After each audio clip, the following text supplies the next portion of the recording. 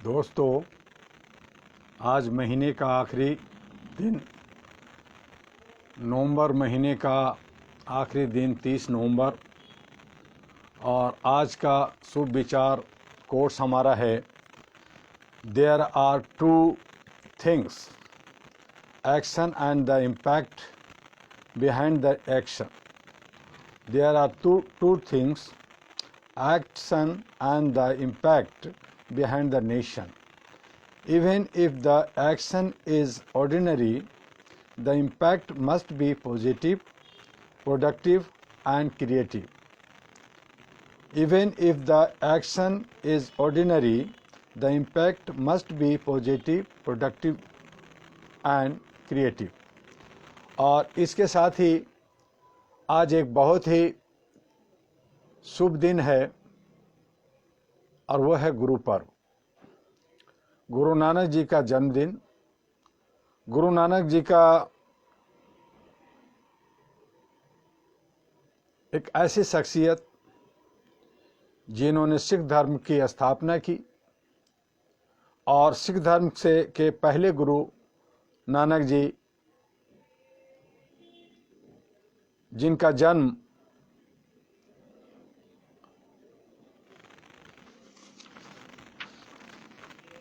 15 अप्रैल 1469 को राय भाई की तलवंडी में हुई थी, जो पाकिस्तान का इस वक्त हिस्सा है. उस वक्त मुगलों का साम्राज्य था. और यह दिन से गुरु पर्व या प्रकाश पर्व मनाया जाता है. गुरु नानक जयंती कार्तिक पूर्णिमा के दिन श्रद्धा और उल्लास के साथ मनाई जाती है. गुरु नानक जयंती पर सिख समुदाय के लोग सुबह सुबह प्रभात फेरी निकालते हैं, गुरुद्वारे में नगर कीर्तन करते हैं, रुमाले चढ़ाते हैं और लोग अपनी श्रद्धा के अनुसार गुरुद्वारों में दान करते हैं. गुरु नानक जयंती को गुरु पर्व और गुरु पूरब नाम से भी जाना जाता है, जिसका अर्थ है गुरुओं का उत्सव. प्रकाश पर्व के दिन सिख लोगों के लिए बहुत बड़ा दिन माना जाता है. गुरु नानक देव जी का जन्म गांव तलवंडी से खूपुरा डिस्ट्रिक्ट पंजाब में हुआ था. प्रत्येक वर्ष, जैसा कि मैंने कहा, कि कार्तिक पूर्णिमा का दिन गुरु नानक दिवस के रूप में मनाया जाता है. गुरु नानक जी अपने कई महान कार्यों के लिए जाने जाते हैं. गुरु नानक जी को विश्व भर में सांप्रदायिक एकता, सच्चाई, शांति, सद्भाव के ज्ञान को बांटने के लिए याद किया जाता है. साथ ही सिख समुदाय की नींव को रखने का श्रेय में गुरु नानक जी को दिया जाता है. गुरु नानक जी की मृत्यु 22 सितंबर 1539 को करतारपुर, मुगल साम्राज्य पाकिस्तान में हुई थी. गुरु नानक जी का जीवन हमेशा महान कार्यों के लिए जाना जाता है और आज भी लोग उनकी दी गई सीख पर चलने की कोशिश करते हैं. गुरु नानक जी के पिता का नाम बाबा कालूचंद बेदी और माता का नाम त्रिपति था. इनके माता पिता जी ने ही इनका नाम नानक रखा था और इन्होंने बचपन में ही घर छोड़कर संन्यास ग्रहण कर लिए थे. और ये जो है जगह जगह घूम घूम कर सिख समुदाय को आगे बढ़ाने के लिए, अपने धर्म, अपने विचारों को आगे बढ़ाने के लिए लगातार काम करते रहे. गुरु नानक जी अपने महान उद्देश्य के ज्ञान के कारण भी जाने जाते हैं. और ये आपको जानकर हैरानी होगी कि पूरी दुनिया को अपने उद्देश्य के बारे में बताने के लिए इन्होंने घर बार छोड़ते हुए और हर हिंदू और मुसलमान के जितने भी धर्म के स्थल थे उसका उन्होंने भ्रमण किया. वहाँ गए और समझा कि कौन सा धर्म किस रूप में चल रहा है और क्या उसकी मान्यताएं हैं. वो गुरु नानक जी वेद, मूर्ति पूजा और धार्मिक विश्वासों के खिलाफ अपने प्रचार को आगे बढ़ाया. उन्होंने अपने विचारों को फैलाने के लिए कई धर्म स्थलों का भ्रमण किया. गुरु नानक जी की जीवन की यात्रा 25 साल तक चलती रही और आखिर में श्री गुरु नानक देव जी ने अपनी यात्रा 25 साल में ख़त्म कर दी और नानक जी करतारपुर नाम के गांव जो पंजाब में स्थित है वहां पर रहने लगे। और बाद में इसी जगह गुरु नानक जी ने अपनी आखिरी सांस ली। गुरु नानक जी की मृत्यु के 12 साल बाद गुरुदास का जन्म हुआ, जो अपने बचपन से ही सिख मिशन में लगे हुए थे। और इस तरह से जो सिख समुदाय है, जो आज कमोबेश विश्व के सभी हिस्सों में है, भारत में भी है, कनाडा में है, अमेरिका में है और कई देशों में है, और बहुत ही सच्चे अच्छे और लोगों की सेवा, गुरुद्वारा जितने भी विश्व के अंदर हैं वहाँ हजारों लाखों की संख्या में मुफ्त में उन्हें भोजन दी जाती है, उनके रख रखाव किया जाता है। तो ये जो श्रद्धा है, ये जो आस्था है, ये जो प्रेम है, ये सद्भावना का, ये बहुत ही मार्मिक होता है। आज पिछले 2 महीनों से पंजाब के किसान अपनी मांगों के लिए, जिसे हम अन्नदाता कहते हैं, वो लगातार सड़कों पे आंदोलन कर रहे हैं। दिल्ली में आए हैं, दिल्ली के आसपास में वो आंदोलन छेड़ रहे हैं, लेकिन भारत सरकार जो है उनके कानों पे जूं नहीं रेंग रही। आज मैं भारत सरकार से मांग करता हूं इस अपनी वीडियो से कि उन किसानों का, जो हमारे अन्नदाता हैं, जो खुले बदन आंदोलन कर रहे हैं, ठंड का मौसम है, पानी का, खाने का और सुलभ शौचालय का संसाधन नहीं है, और ऐसी सूरत में जो सड़कों पे वो जो मांग कर रहे हैं, जो अपने भाइयों के लिए, अपने किसान भाइयों के लिए, उनके मांगों पे विचार होनी चाहिए और जो उचित है, जो किसानों के हक में है, उसको निपटाना चाहिए। जो देश के प्रधानमंत्री हैं, जो होम मिनिस्टर हैं, जो नगर निगम के चुनाव प्रचार में लगे होते हैं, जो रैलियां करते रहते हैं, उनको जो है सुशासन के लिए जहां कहीं भी किसी तरह का भी आंदोलन हो, वहां जा कर के उनके बीच में बात करना चाहिए, क्योंकि वो जनप्रतिनिधि। लेकिन ऐसा नहीं करते, वो राजा रजवाड़ी की तरह जो है वो कहते हैं, फरमान करते हैं कि जिसको बात करनी है पहले शोर मचाओ, 2-4 मर जाओ, बीमार हो जाओ, और फिर मैं देखूंगा, सोचूंगा और मेरे पास आएगा तो बात होगी। तो ये ठीक नहीं है। आप जो है जलियांवाला बाग की तरह आप सबको कहेंगे कि आप एक जगह जमा हो जाओ, चारों तरफ से घेर लेंगे, क्या पता कल को आप सबको गोलियों से उड़ा दे। तो आप जो है इस तरह की जो है नीति ठीक नहीं है। जो हमारे जनप्रतिनिधि, देश के प्रधानमंत्री हो या होम मिनिस्टर हो या कोई भी हो, वो हमारे शासन के, हमारे सरकार चलाने के एक प्रतिनिधि होते हैं, हमारे सेवा के लिए होते हैं। तो जनता के जो दर्द है, उन दर्द को देखना चाहिए, सुनना चाहिए और उनके बीच में जाकर के सुनना चाहिए। और मैंने बार बार कहा और बार बार कहता रहूँगा कि जो शासन के अंदर हैं, जो प्रशासन के अंदर हैं, जो प्रधानमंत्री हैं, होम मिनिस्टर हैं, कैबिनेट मिनिस्टर हैं, उनको चुनाव के लिए नहीं जाना चाहिए। उनकी पार्टी के लोग जाएं, मुझे कोई हर्ज नहीं है, कोई इतराज नहीं है। प्रचार करें, प्रचार होनी चाहिए, अपनी बातों को रखने का सबको हक है, अधिकार है। लेकिन छोटी छोटी नगर निगम के चुनावों में प्रधानमंत्री जाते हैं तो वहाँ पे करोड़ों रुपया जो है टैक्स का पैसा, जनता का पैसा खर्च होता है। दुनिया भर के सिक्योरिटी लगती है, दुनिया भर के व्यवस्थाएं होती हैं। तो उनमें जो करोड़ों करोड़ का जो खर्च होता है, क्या वो अपने घर से देते? क्या पार्टी अपना पैसा खर्च करती? तो वो हमेशा सरकार का, यानी सरकार का जो पैसा खर्च हो रहा है वो जनता का पैसा है, जनता का टैक्स का पैसा है, गाड़ी कमाई का पैसा है। तो उस पर रोक होनी चाहिए। तो इस तरह का हमारे जनप्रतिनिधियों की अच्छी सोच होनी चाहिए। अलग अलग हर तरह से लोग सोचते हैं, अलग अलग तरीके से बात करते हैं। बैलेट से चुनाव होनी चाहिए तो कभी और बातें होती हैं, एक ही चुनाव होना चाहिए। तो उस हालत में भी भारत के अंदर एक चुनाव होनी चाहिए। ठीक है, अच्छी बात है कि एक चुनाव होनी चाहिए, लेकिन बेईमानी नहीं हो।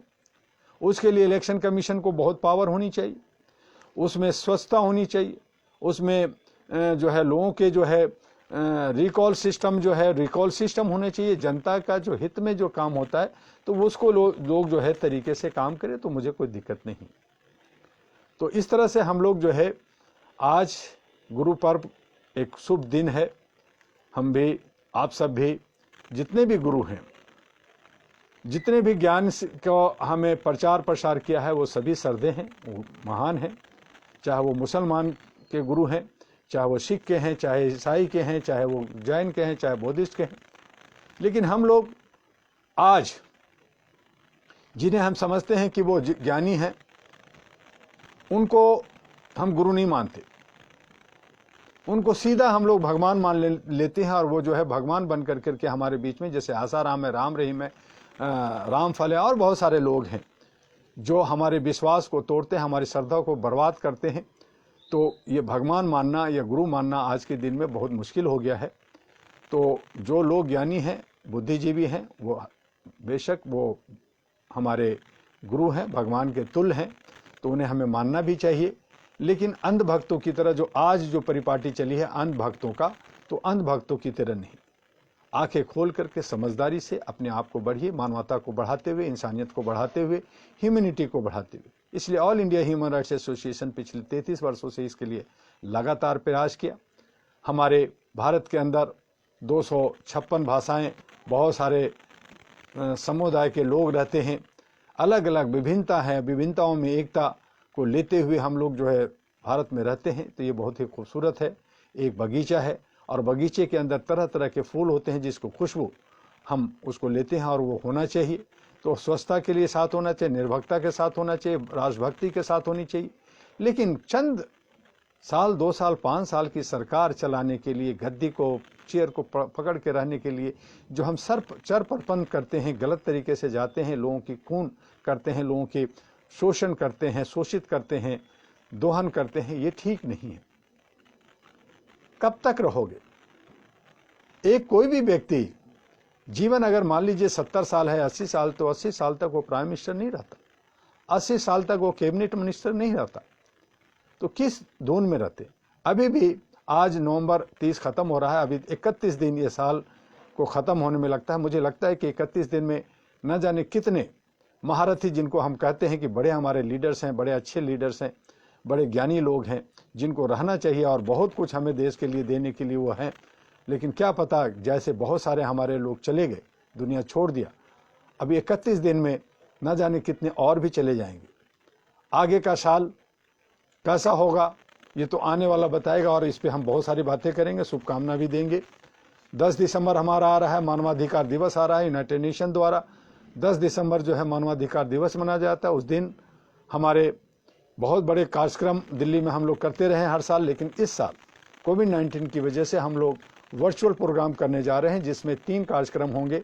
एक हमारी बुकलेट का लॉन्चिंग, दूसरा हमारे एक और राष्ट्रीय कार्यालय कहिए या आपको हेडक्वार्टर कहिए, एक नया एक ऑफिस और हम लोग बनाने जा रहे हैं, उसका भी एक तरह से उद्घाटन कहिए या शुरुआत कहिए हम लोग करने जा रहे हैं।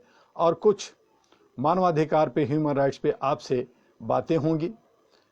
आपसे जो हम रोज़ डेली फेसबुक पे 1 बजे आते हैं, हम आपके साथ 1 बजे फेसबुक पे आएंगे। आप 1 बजे हमारे फेसबुक से जुड़िए, और उसके बाद में हमारी 4 बजे हमने ये तय किया है कि 4 बजे आपसे यूट्यूब पर हम आपसे रूबरू होंगे, आपसे बात करेंगे।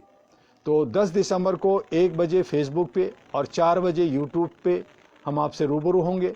और इसी तरह से आगे की जो परिपाटी होगी हमारी यूट्यूब पे, उस पे भी हम लोग जो है हम बात कर रहे हैं कि एक समय हो जिसमें हम लोग बहुत आसानी से बात कर सकें। तो जो फेसबुक का जो टाइम है 1 बजे वो रहेगा, डेली लगातार चलेगा। और यूट्यूब का समय सिर्फ 10 दिसंबर को 4 बजे, बाकी दिनों में हम लोग 8 बजे रात को 8 PM पे हम लोग बात करेंगे। तो यूट्यूब पे हमारी 8 बजे आपसे बात होगी, और 1 बजे डेली फेसबुक पे आपसे बात होगी 10 दिसंबर के बाद। 10 दिसंबर को 1 बजे फेसबुक पे, याद रखिएगा, और 4 बजे यूट्यूब पर हम आपसे रूबरू होंगे, जिस पे आपको 3 कार्यक्रम, एक हमारी बुकलेट का लॉन्चिंग, और हमारा नया ऑफिस का उद्घाटन कहिए, शुरुआत कहिए। और जब ये कोविड-19 खत्म होगा तो सभी भारत के सभी साथियों को, सभी ह्यूमन राइट्स और पदाधिकारियों को इनवाइट किया जाएगा, बुलाया जाएगा। और फिर हमारी विदेशों का जो कार्यक्रम है उसकी हम लोग तैयारियां कर रहे हैं धीरे धीरे। और जैसे ही माहौल भारत का, विश्व का ठीक होगा, हम लोग क्रमबद्ध धीरे धीरे विदेशों में हम लोग कार्यक्रम शुरू करेंगे। चूँकि अभी 40-50-100 लोगों का परमिशन जगह में नहीं मिल रहा। 1 जनवरी से हमारा कार्यक्रम जो है साउथ का है, तो वो भी हम लोग कोविड-19 की वजह से बहुत सारे कानून हैं, बहुत सारे रोक हैं, तो वो देख रहे हैं कि कैसे क्या करें। लेकिन 11 नवंबर को हम आपके हैदराबाद जाएंगे, वहाँ से आदिलाबाद, और 12 जनवरी हमारा नेशनल यूथ डे है, उस पर हमारा कार्यक्रम करेंगे और वहाँ से फिर आगे का कार्यक्रम की तैयारी कर रहे हैं। आप साउथ इंडिया वाले अगर हमें सुन रहे हैं, अगर आप लोग 13-14 जो कोयम्बटूर की प्रोग्राम का एक हम लोग बना रहे हैं कि 13 या 14 को करें, तो इन बिटवीन अगर आप लोगों का भी कोई कार्यक्रम होता है तो आप कर सकते हैं। 10 दिसंबर को अपनी जगह पे थोड़ी सी अपनी तरीके से वर्चुअल करें, कुछ 10-2-4 मिल के भी अगर अपने ऑफिस में मीटिंग्स वगैरह करते हैं तो करें। ऐसे ही हमारे झारखंड रांची में करने जा रहे हैं, कलकत्ता में करने जा रहे हैं, हमारे जो है अमरनाथ में करने जा रहे हैं, महाराष्ट्र में कोल्हापुर में करने जा रहे हैं। तो ऐसे और जगह पे भी आप लोग भी कर सकते हैं, उसमें कोई दिक्कत नहीं है। आसाम में करने जा रहे हैं, हमारे जम्मू में लोग करने जा रहे हैं, 10 दिसंबर को मीटिंग करेंगे तो करें, और उसकी वीडियो और उसको फ़ोटो हेडक्वार्टर दिल्ली में भेजें, ताकि हम हमारे जो 56 जो पेजेज हैं फेसबुक के अंदर, हमारे 14 से 15 जो ग्रुप्स हैं फेसबुक के, हमारे जो सोशल मीडिया में यूट्यूब पे, हमारे इंस्टाग्राम, लिंक्डइन में जो सारे अकाउंट्स हैं उन, और जो हमारे 4 वेबसाइट हैं www.ahra.org और www.ahru.org और ahranews.org और np.org.in, 4 जो वेबसाइट हैं उन पे भी आपका वीडियो, आपका फ़ोटो हम लोग लोड करते हैं। हमारे बहुत सारे साथी, बहुत सारे ऑफिसर जो हमारे कोऑर्डिनेटर हैं, गवर्नर हैं, एम्बेसडर हैं, और जो सेंटर्स के जो चीफ हैं, सेंटर के जो ऑफिसर्स हैं, वो तमाम लोग अपने अपने तरीके से, मैंने बार बार कहा कि वो जो है वर्चुअल जो है सोशल मीडिया से टच में रहें, आपस में बात करें, अपनी भाषा में अपनी बातों को, ह्यूमन राइट्स का जो अहरा का जो लोगो है, अहरा का जो वेबसाइट है, अहरा का जो हेडक्वार्टर, उनको मेंशन करते हुए आप उसको जो है प्रचार प्रसार आगे बढ़ाइए, एक ह्यूमन चैन तैयार कीजिए, अपनी भाषा में काम कर सकते। लेकिन कई बार अगर बुकलेट या डायरी या कुछ और छापते हैं तो वो किस तरह का कंटेंट्स डाल रहे हैं, किस तरह का उसका लुक दे रहे हैं, किस तरह का चीज़ें डाल रहे हैं, क्या उसमें लोगो, क्या हेडक्वार्टर के नाम, क्या उसका फ़ोन या ईमेल या वेबसाइट डाल रहे हैं या नहीं डाल रहे हैं, या किन लोगों का फ़ोटो डाल रहे हैं, उसके लिए एक बार आप हेडक्वार्टर से संपर्क कीजिए, उसका जो प्रूफ, उसका प्रारूप आप भेजिए, ताकि हम लोग भी देख सकें। हमें आपको रोकने की नीयत नहीं होती, बल्कि ये होती है कि आप पे कोई उंगली ना उठाएं, या आप वह चीज़ें ना डालें जो एक पैरेलल सरकार चलाने की बात होती है, या अलग से अपने तरीके से आप बढ़ने की बात करते हैं। क्योंकि हेडक्वार्टर होता है, एक कंट्रोल रूम होता है, जहाँ से वो सभी को कंट्रोल किया जा देखा जाता है, ताकि वो लोग जो है मनमानी ना करें, गलत ना करें। क्योंकि जब आप गलत करेंगे तो सिर्फ आप पे ही उंगली नहीं उठेगा, बल्कि हमारे जो 704 सेंटर्स हैं 36 राज्यों में, उन तमाम पे उंगली उठती है, और हेडक्वार्टर पे उंगली उठता है, और हमें भी उसे जवाब देना होता है। तो इन्हें सबको मिल करके हमें काम करना है। हम एक अच्छी नीयत से काम करें। तोड़ने वाले, जोड़ने वाले, गलत नीयत वाले बहुत तरह के लोग होते हैं, इसलिए सोचते रहें। हमें बहुत फ़ोन आते हैं, लेकिन हम सभी को अटेंड नहीं कर पाते। कई बार हमें परेशानियां होती है, कई बार मैं कुछ कामों में होता हूं, कुछ टेंशन्स होते हैं, कुछ फैमिली की, कुछ बाहर की, तो उन तमाम चीज़ों को भी आपको समझना होगा। लेकिन अगर मैंने एक बार फ़ोन नहीं उठाया, 2 बार नहीं उठाया, तो ऐसा नहीं है कि मैं आपका फ़ोन नहीं उठाऊंगा, मैं आपका फ़ोन उठाऊंगा। कई बार मिस कॉल होता है, मैं दोबारा फ़ोन करता हूं। तो इस तरह से हम आपस में बात करते रहें। सोशल मीडिया का कई हिस्से हैं, कई व्हाट्सअप है, व्हाट्सअप में हमारे 1 से 50 सेंटर्स हैं, ग्रुप्स हैं। कई बार मेरे बहुत सारे फ़ोन्स होते हैं, तो उसमें सभी को मैं टिक टिक कर देता हूं, तो उसमें सही दोस्त और दुश्मन जितने जो भी कहें, सभी को मैं जोड़ के चलता हूं, तो कि सभी को मानवाधिकार के बारे में बताता रहता हूं। जो लोग हमसे दूर होते हैं उन्हें भी हम वो मैसेज भेजते हैं, ताकि उनको भी ज्ञान आ जाए, बुद्धि आ जाए, समझ आ जाए, और सही रास्ते पे आ जाए, तो उन्हें भी भेजते रहते। तो कई लोगों को नाराज़गी होती है कि वो क्यों आया, कौन आया, क्यों आया, तो हमें उसको नहीं देखते, चूँकि हम लोग की कोशिश होती है कि गलत तत्व के लोग भी अगर सही रास्ते पे आ जाते हैं तो वो हमारी ही जीत है, अहरा की जीत है। तो ऐसा हमारा चलता रहता है। और जो लोग मान लीजिए कि 4 ग्रुप में हैं, अगर डाल दिया है किसी वजह से, हमने बटन दबा दिया है, तो आप एक ग्रुप में रहिए और 3 ग्रुप से आप लेफ्ट हो सकते हैं। तो हमारे जो अहरा एनपी हेडक्वार्टर 1, 2, 3, 4, 5 ऐसे कर करके हमारे सारे ग्रुप्स हैं। तो उन ग्रुपों में हमने कुछ में जो, क्योंकि बहुत सारे गलत मैसेज आते थे, तो हमने इसलिए एडमिन, मैं डॉक्टर एम ए दुआ होने के नाते मैंने 6 ग्रुप में, बाकी ग्रुप तो ओपन है, जिसमें आप अपनी मैटर, अपनी चीज़ें आप मुझे भेजते हैं और मैं देखता हूं। लेकिन 6 ग्रुप के अंदर स्पेशली मैंने एडमिन ही रखा है, जिसमें आप कुछ नहीं भेज सकते, मैं भेज सकता हूं। हेडक्वार्टर से जाती है, आप उसे देखें और उस मैटर को जो आपको अच्छा लगता है, समझ में आता है, तो आप उसको सब्सक्राइब करें, शेयर करें, फॉरवर्ड करें, आगे लोगों को तक भेजें। और आपको लगता है कि नहीं ये हिंदी है या कुछ और भाषा में, तो आप अपनी भाषा में उसको बना करके, अपना वीडियो बना के, अपनी मैसेज बना करके आप आगे सर्कुलेट करें। तो इस तरह से हम आपस में जुड़े रहते हैं। तो इस बात का ध्यान रखिएगा। आज बस इतना ही। कल फिर हम मिलेंगे नए महीने में, नए 1 दिसंबर से। और फिर हमारा 1 दिसंबर से 10 दिसंबर का पूरा पखवाड़ा होता है मानवाधिकार का, हम उसको शुरुआत करेंगे कल से खुशी खुशी। और आप लोग कोविड-19 में सब लोग सेफ रहें, स्वच्छ रहें, एक दूसरे से थोड़ा सा डिस्टेंस बना के रखें, एक दूसरे की सेवा करें। और इसी तरह से हमारे जो अन्नदाता के साथ जो मुसीबतें हैं, जो उनकी मांगे हैं, वो भी पूरा हो, सरकार पे सुदबुद्धि हो। और इसी साथ के साथ आपका डॉक्टर इमली दुआ आपसे अलविदा लेते हैं। जय हिंद, जय भारत। आपसे कल मिलेंगे फिर 1 बजे। नमस्कार।